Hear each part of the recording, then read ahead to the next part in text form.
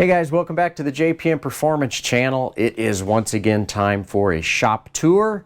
It is our last week in April. Here we are on the 27th.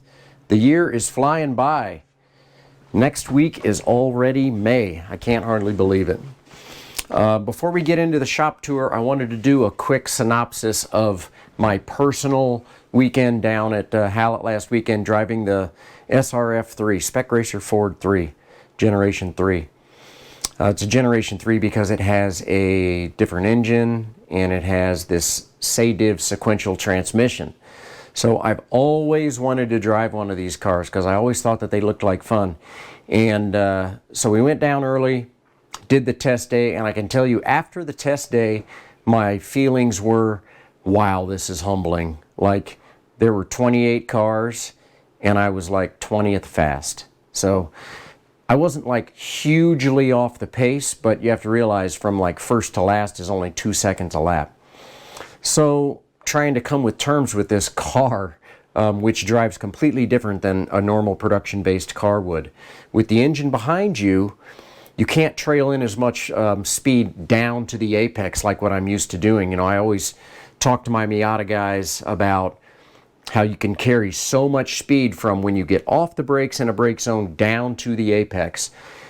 These cars, you have to brake really deep, get the car rotated, and get the car squatted and accelerated out of the corner.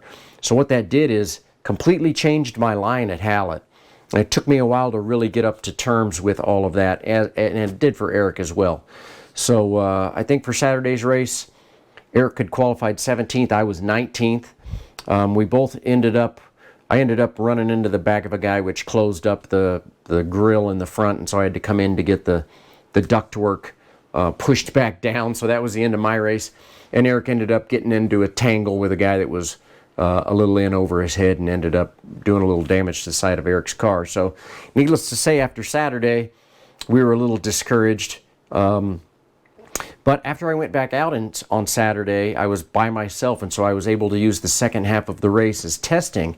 And I pushed really hard, and I learned a few things, which I was then able to incorporate into Sunday's race. So I'm not going to give too much away about Sunday's race, but I ended up moving up a bunch of spots, and we are going to have the in-car video from that race probably sometime next week, maybe the week after, but keep an eye out for that. Really intense racing, and I'll tell you what, those guys are some serious race car drivers. It's like driving a spec Miata on steroids. I mean, we were doing lap times like what the E-Production BMW makes down at Hallett. So really impressive cars, lots of fun. I understand why there's a bunch of them. So appreciate Scott Stevens and all of his guys down at Hallett.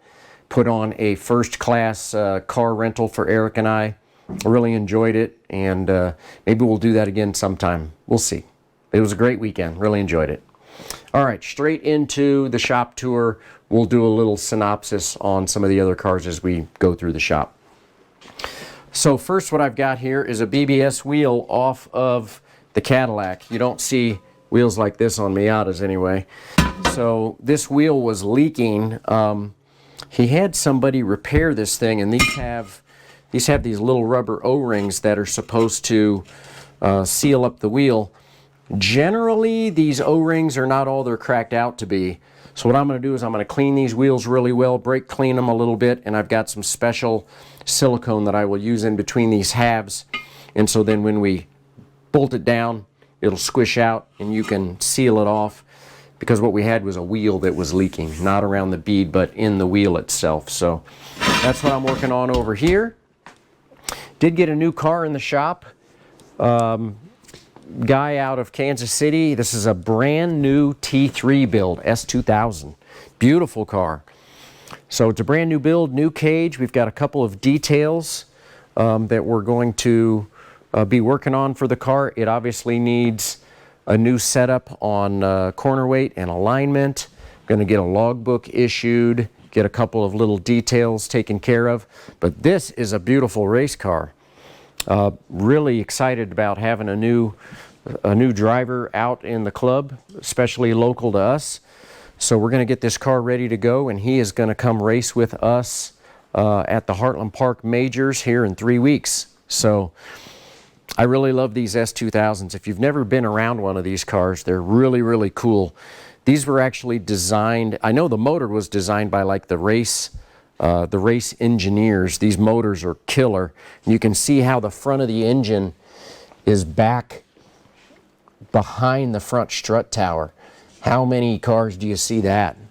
I mean, these S2000s are really cool cars. I did own a really nice one for a while, a street car, but they're really cool cars. He's even got the Mugen carbon fiber top on this, which they are specifically allowed. You see it's got the upper tunnel, which really helps direct the air over the car and down onto the wing. So this is a cool car.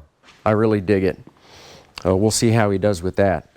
So we did have the Camaro at Hallett, and thankfully he made every session, made the whole weekend, made improvements over the weekend, ran great, drove great. He had no complaints about the car whatsoever. Did end up having one of those $2,000 lithium batteries fail on him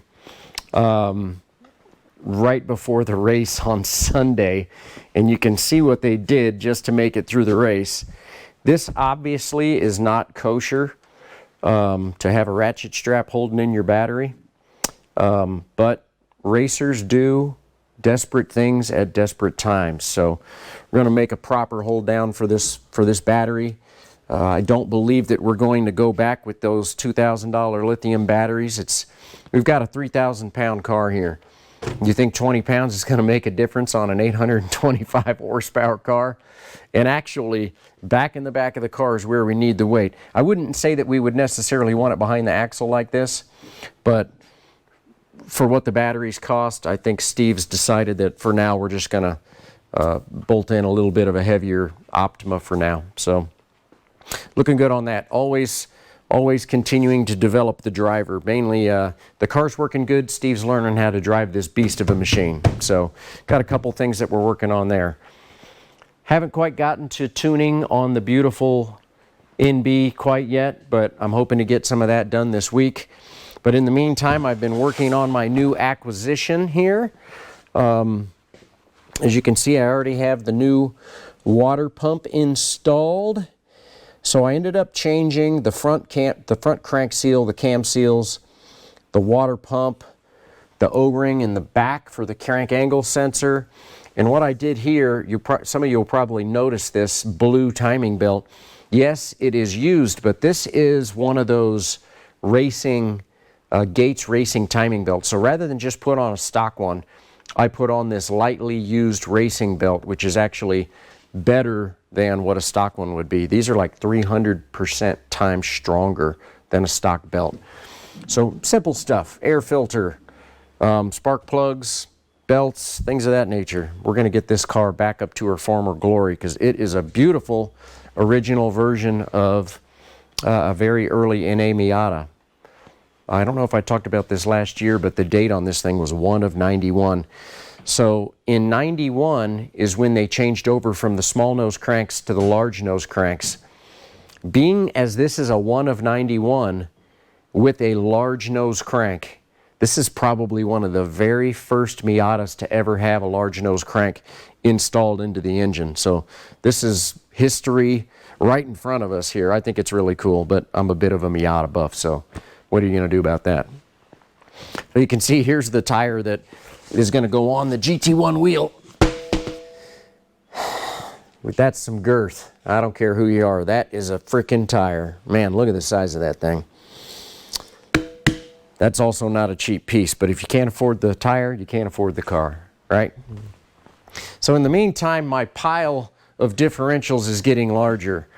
So once again, I've got a whole nother pile. I got a couple done last week, but I've got about 5 more sitting in these boxes to get completed that we're working on.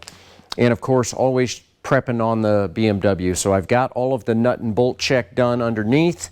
So the next thing to do is to pull off the nose and start looking under the hood and getting all that taken care of. But I always try and get wrenches on every nut and bolt after a race weekend. So as you guys know, I've been talking about how to prep and check and keep after a race car for years and years if you've been watching these videos. So looking good on that. So last week the shop was kind of looking empty. This week you can't even walk in here. So this is how it goes, guys. Always constant circulation.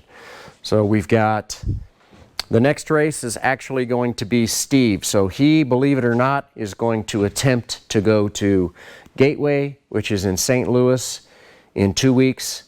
And then we have a race at Heartland Park 2 weeks after that, which the BMW will be at, as well as a bunch of the local folks that'll be racing at. And then he's going to attempt to go to Watkins Glen 2 weeks after that. So lofty goals. We'll see how that works out. We'll see. Did want to give a shout out to a couple of guys from over the weekend. Matt Reynolds obviously dominated in E-Production all weekend. Didn't have a whole lot of competition, but Bill Miller was there with his RX-7 and went faster than he's ever gone. I know he got down into the 25s. Bill's working really hard on his car. He's got that new MCO transmission in it, which worked flawlessly. Looked like the car ran perfect. So super proud of Bill, and shout out to him. Also, Mike Taylor was here last week, and you saw him in the shop tour. And we had a couple of crank trigger little issues that were going on at the track during the test day, so he didn't get a lot of time on Hallett, which is a track he's never been at. But he got right after it on Saturday morning, got his crank trigger issue solved. Obviously, the car ran well with his brand new engine, and finished second on Saturday to Bill Knight in his STL MX-5. And Mike ended up winning on Sunday. Led every lap, I believe. Well, he may not have led every lap. I think Bill Knight might have led a little bit. And then once Mike got around him, he and Steve Johnson had a nose-to-tail battle. Steve never got the chance to get around him, but really, like, solid race. So 27 laps at Hallett when you've got someone behind you is pressure. I don't care who you are. He did a really good job, and that just goes to show me what a good race car driver Mike is. And with his new JPM engine and the setup that he's got on the car, look out, boys and girls. We got ourselves something that might surprise a few people during the season. So, and hopefully at the runoffs as well.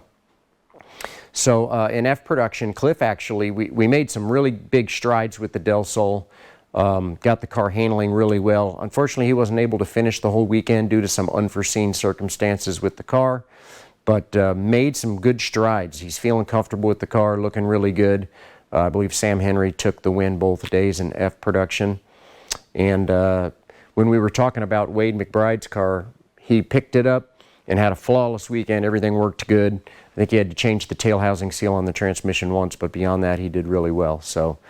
And even Dave Ryder ended up with a third place finish in H production on Sunday. So kudos to him. Way to stay in there and let the attrition come to you. So good job for him as well.